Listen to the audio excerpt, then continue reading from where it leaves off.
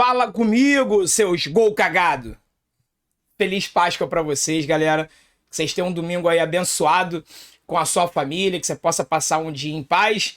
Coma bastante chocolate, viu? Hoje tá liberado, mesmo você que faz dieta aí, que é maromba, hoje tá liberado comer um chocolatezinho, comer um churrasco, mas não se esqueçam do verdadeiro significado da Páscoa, tá? Tira alguns minutinhos do seu dia aí pra refletir, porque vale bastante a pena. Então, eu abro já esse vídeo agora, de hoje, né? Te desejando aí uma feliz Páscoa a todos vocês aí inscritos e amigos aqui do canal Sentimento Tricolor, viu? Meu nome é André Luiz, aqui é o canal Sentimento Tricolor, a casa do torcedor do Fluminense. Então, se você não for inscrito, se inscreva aqui no canal, siga o nosso Insta, que é importante também pra gente, viu? Hoje, domingão de Páscoa, tá repleto de jogo do Campeonato Brasileiro. Tem jogo às 11 horas da manhã, 4 horas da tarde, 7, 8 horas da noite. Então vai no primeiro link, tá aqui na descrição, galera, e baixa o OneFootball. Porque você hoje tá entre família, tá em festa, tá em churrasco, de repente não vai ficar na frente da TV, vai ficar aqui só no YouTube assistindo aqui o canal Sentimento Tricolor, e através do OneFootball você fica por dentro de tudo que acontece no Brasileiro, em todos os campeonatos do mundo. Mas me ajuda, baixa o aplicativo por esse link que tá aqui na descrição, tá legal? Bom, vamos lá.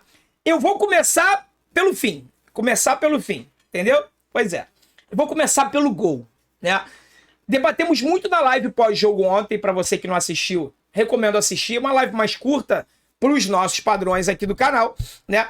E eu já abri a live falando que não tinha sido gol cagado. Não foi gol cagado, não foi.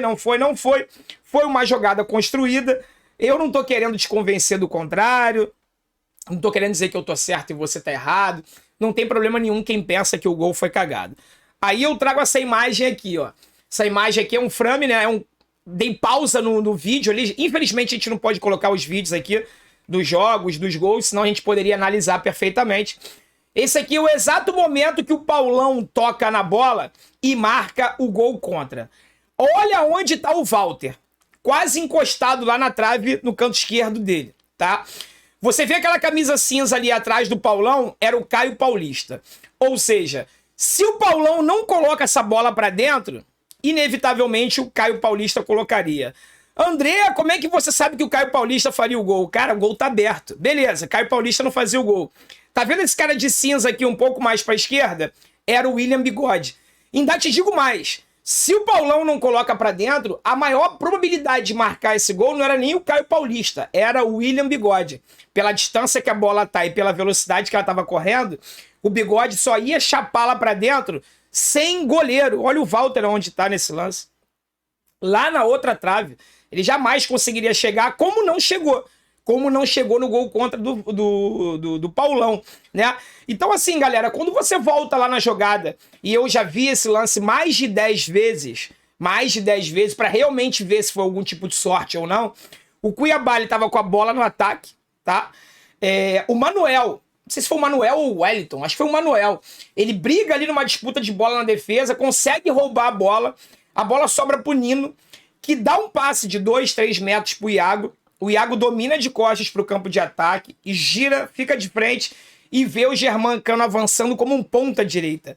Ele dá um lançamento pornográfico, padrão Gerson na Copa de 70, tá?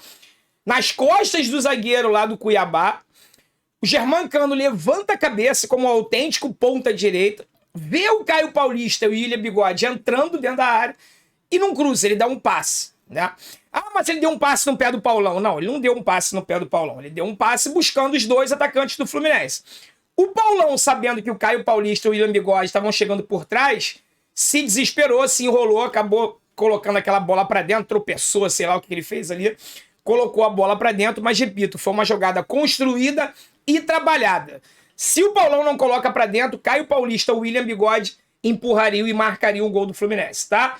Então, na minha concepção, depois de ter visto mais de 10 vezes o lance, eu afirmo aqui o que eu afirmei na live pós-jogo ontem. Não foi gol cagado. E mesmo se fosse, eu comemoraria do mesmo jeito. Eu costumo... Eu gosto de ler bastante as análises pós-jogo, né? Dos grandes portais, o UOL, o GE, Lance e tal. E o GE, ele abre a análise do jogo dele com a seguinte frase... Dá pra comemorar, torcedor? Não, não vou comemorar, não. O Fluminense venceu, é o vice-líder do campeonato nesse momento, tá com 4 pontos em 2 jogos, ou seja, média de 2 pontos por jogo.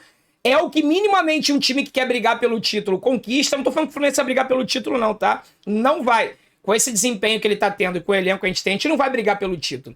Mas a pontuação até agora é uma pontuação muito boa, né? Invertendo, é como se a gente tivesse cumprido a obrigação de vencer o Santos em casa e tivesse empatado o jogo fora. Tá com 4 pontos, eu não vou comemorar não, porque foi gol contra do Paulão.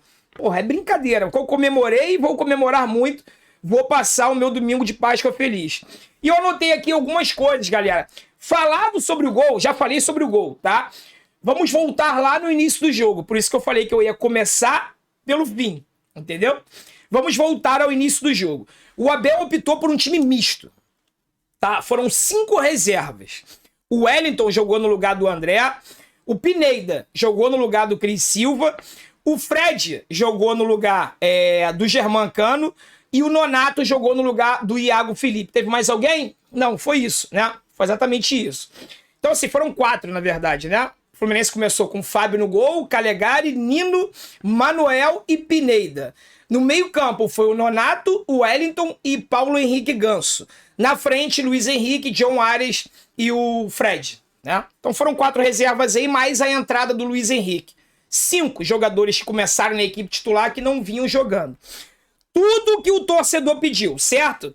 Tinha que girar, o time tava cansado, tinha que tirar o Iago porque o Iago tava mal, tinha que colocar o Nonato, Cris Silva é horroroso, tem que colocar o Pineda. Tudo isso o Abel Braga fez.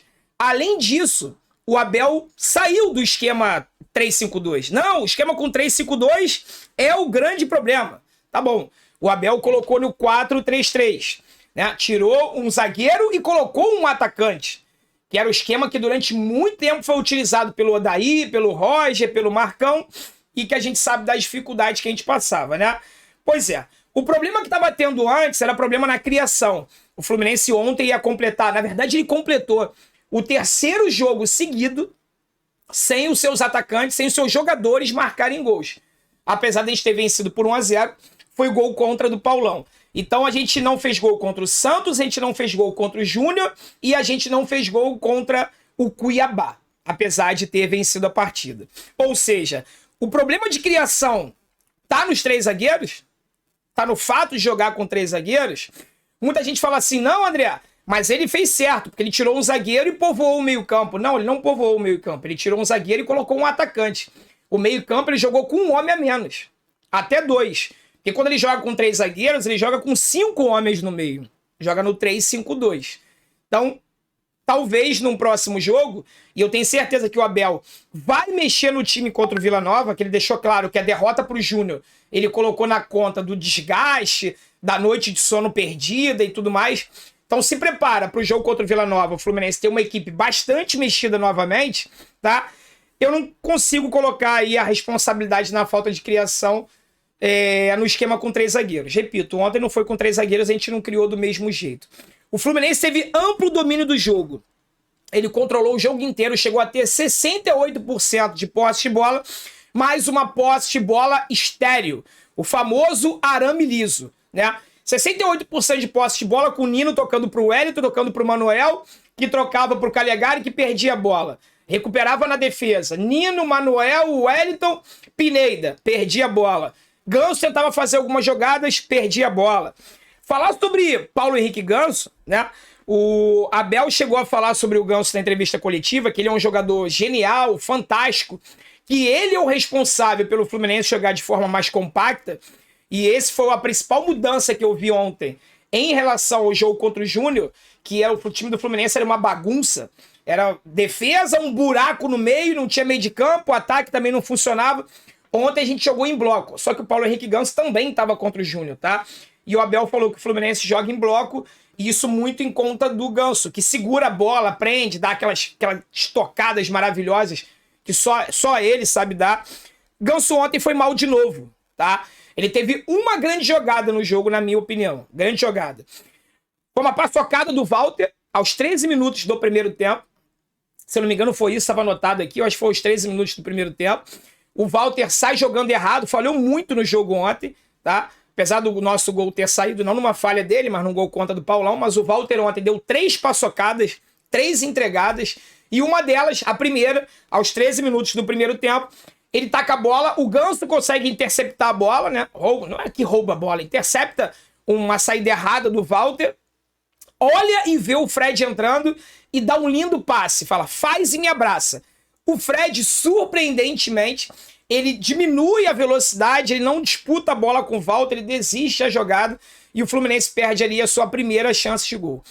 Apesar da gente ter tido quase o dobro de finalizações do que o Cuiabá, o Fluminense teve 11 finalizações contra 4 do Cuiabá, ou seja, quase o triplo.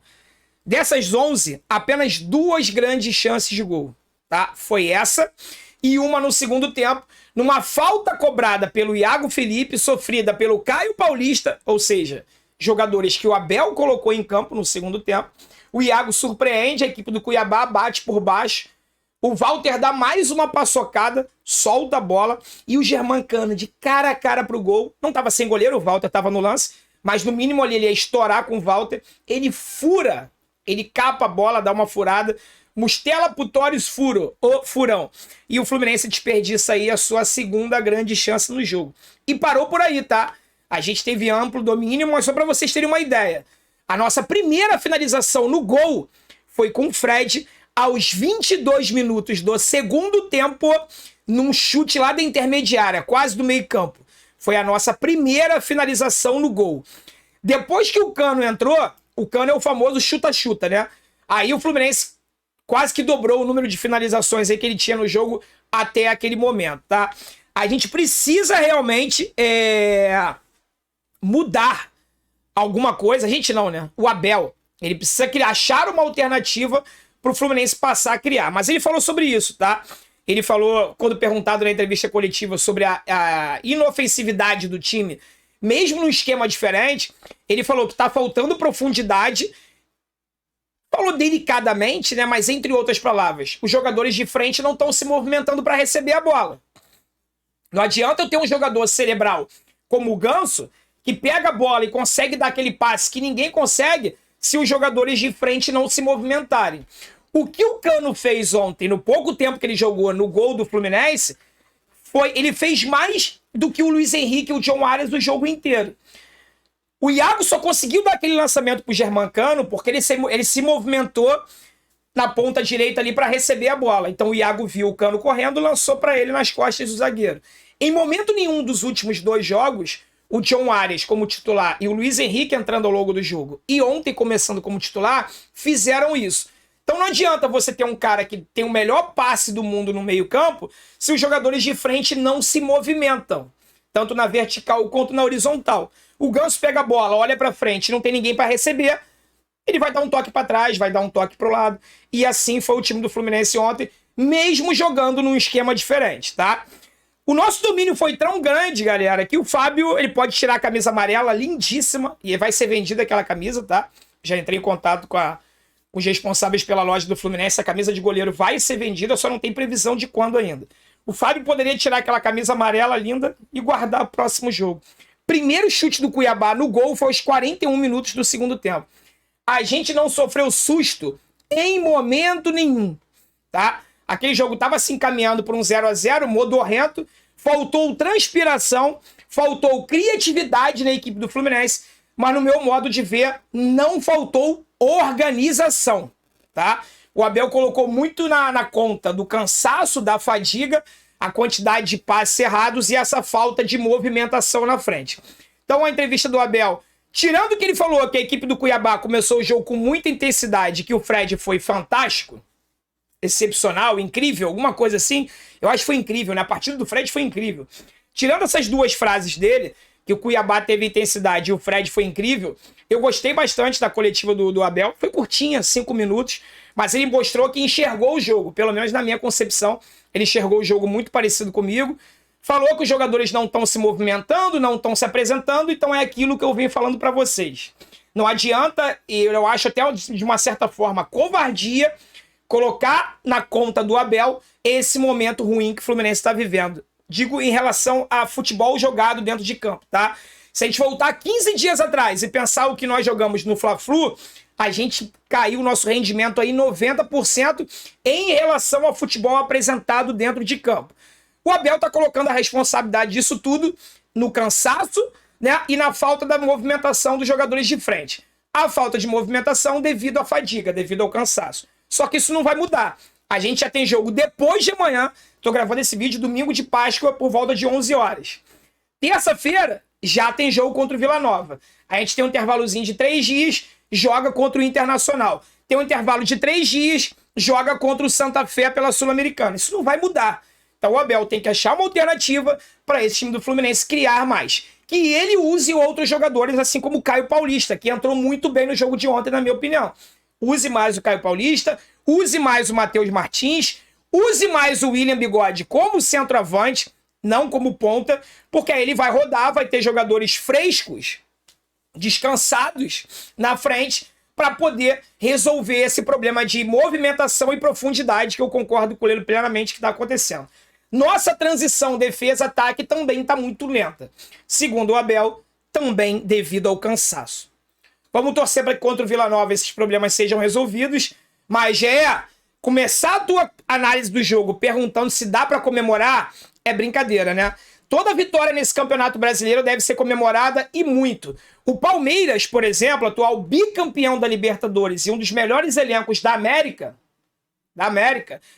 empatou com o Goiás com gol aos 51 minutos do segundo tempo e os jogadores comemoraram dentro de campo e a sua torcida como se tivesse conquistado a taça da FIFA, né? O campeonato mundial. Cada ponto no Campeonato Brasileiro tem que ser comemorado. E muito. Principalmente uma vitória fora de casa. Independente das circunstâncias, independente de quem tenha feito o gol. Pelo menos essa é a minha avaliação. E a sua, qual é? Tô curioso para saber. Deixa aqui nos comentários, tá legal? Vou encerrando esse vídeo por aqui, porque eu tenho bastante chocolate para comer, tem uma carne para queimar na churrasqueira ali, e quem sabe a gente se vê mais tarde num outro vídeo ou live aqui no canal, tá legal? Fiquem com Deus, galera, uma feliz Páscoa para vocês, um forte abraço e saudações tricolores.